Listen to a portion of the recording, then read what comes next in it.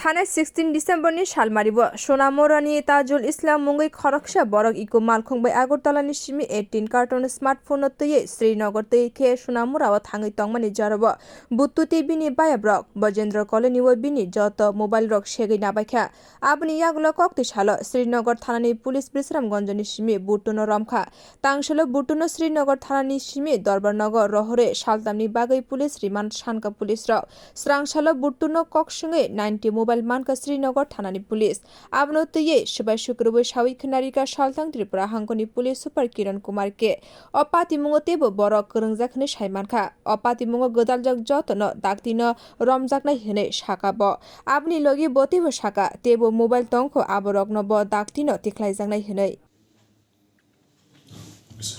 16 तारीख को सुबह 6:30 बजे को एक रॉबरी इंसिडेंट हुआ था जो ब्रजेंद्र नगर कॉलोनी का रोड में। इधर एक गाड़ी में एक आदमी जा रहा था, उसका नाम है तजुल इस्लाम ड्राइवर है।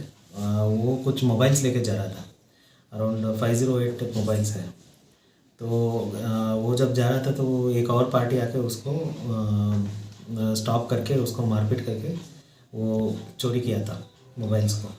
तो इसके बाद हम लोगों ने एक आदमी को अरेस्ट किया है, उसका नाम मृणाल हुसैन है, विशालगढ़ का है, उसका बुट्टू भी बुलाता है।